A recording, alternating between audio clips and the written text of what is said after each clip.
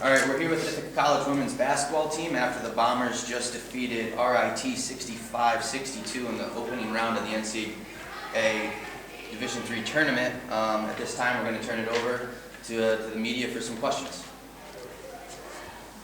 Coach, can you take us through the final 5 minutes of that game and what you were saying to your team in the huddle? 5 minutes is way too long to remember. What do you remember about the final stretch of the game? Well, I mean, it was great. I think we showed composure in a lot of ways. Made free throws. Did a really good job for the most part defensively. I mean, a couple of threes that they made were basically half-court shots. So I thought we did a really good job of doing what we needed to do. A couple of mistakes, obviously, but the great thing is we recovered from them, and that's the most important thing that we did. Coach, there was a point in the second half where RIT really seemed to take the momentum of the game. What can you say about your team's ability to respond and come back? That's the thing about this group is they've committed to each other and they trust each other.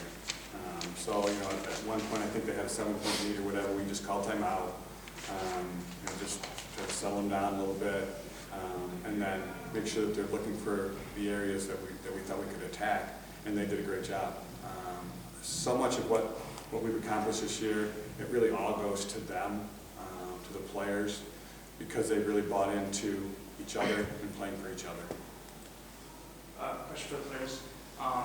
You guys played a very close game down to the wire, and going back. What is the recovery process for you guys going into tomorrow? Personally, I drink a lot of water. I get a really good night rest, and I wake up and I get some shots up and I'm ready to go. Definitely getting a good night's rest, for sure. What did you guys think of the crowd tonight? Thought it was awesome. It was really great to have that kind of energy in such a tight game as well, because toward the end of the game they just got really loud and they gave us a lot of energy. Have you had an experience in your life when you played in front of a crowd like that? All three of you guys. I had one experience in high school where the stands were packed just like that, and it makes a huge difference in the game coming down the stretch. Coach, what was the game plan going in to go against Corey Okada? To try to contain her. Obviously, we didn't do as well as we would have liked. She's an outstanding player. Super quick, can score in a number of different ways. And so, at halftime we wanted to double her a little bit more, which I thought we did. There were several times when we made her give up the ball. And the one thing that it did do, even though it probably wasn't obvious because she still hit shots at the end of the game, I think she was exhausted by the end of the game. So forcing her to play 94 feet for 40 minutes was really taxing on her. What's your mindset heading into the game tomorrow? You guys are going to be playing Student New Paltz. It's a team that you guys beat by 28 points earlier in the year, but I think it's fair to say they're a completely different team than when you guys played them earlier this year.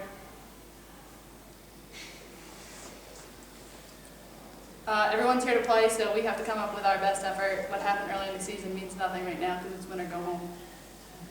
And I think one of the biggest things that we have to emphasize is that we have to play our own game, not focus so much on the opponent. Like, we have to take them as serious as any other team. And also just getting better every day and every game. So, and learning from today and building on that. How nice was it for you guys to play these first 2 rounds at home? I know that was a big deal when you guys got home court advantage. And how big is having home court advantage, not only this round, but also tomorrow? I would say definitely the fan base. That helps a lot. And just being able to defend our home court. We work hard, so we want to defend it. The three of you guys have all played in the NCAA tournament before. How much did that experience of your past memories and the opportunity you've had in the past help you down the stretch of this game? I think it just helps us maintain composure in tight, close games, and it also we know how good it feels to win these kind of games, even when they're close. So we want to share it with the rest of our teammates. 16-0 stretch here at home. So how does it feel going into the 17th game, and then specifically for Allie, 8 points away from 1,000th career points after tonight. So tomorrow, with the potential for going into tomorrow to hit that benchmark.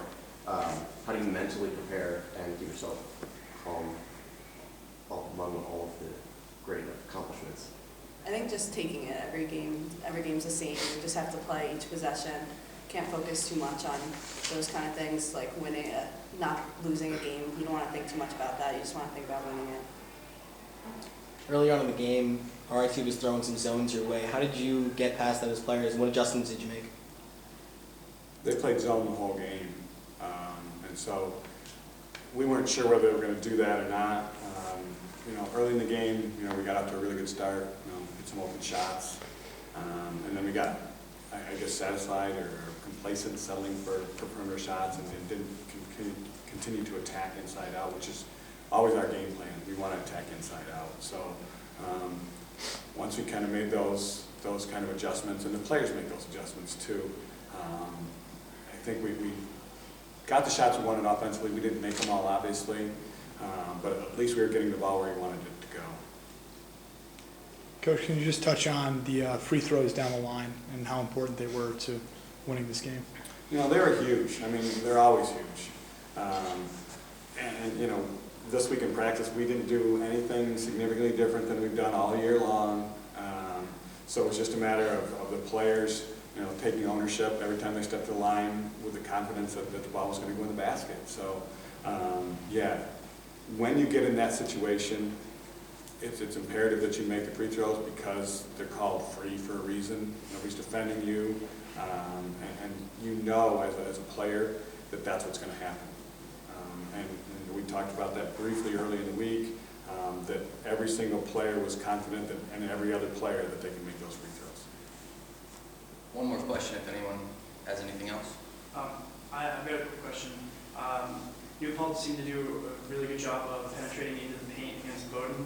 How do you guys plan going into the game tomorrow? How do you guys plan on shutting that down and really kind of strengthening your paint defense? I think we have to do the same thing that we do, like as in pressuring the ball right at their free throw line, tiring them out. So once they get to our side of the court, they're down to like 15 seconds on the shot clock, and that just wears them down. It's an opportunity to help the helpers, step in and take a charge. It's a momentum change. We've got to force them to go baseline. But other than that, we got to play our game. Stick to the fundamentals, what we've been practicing all year long. Nothing has changed. Head coach Dan Raymond, Aaron Ferguson, Shayna Gaskins, Ali Rashuti, thank you for your time. Best of luck tomorrow, 5 o'clock, New Paltz, right back here. Thank you.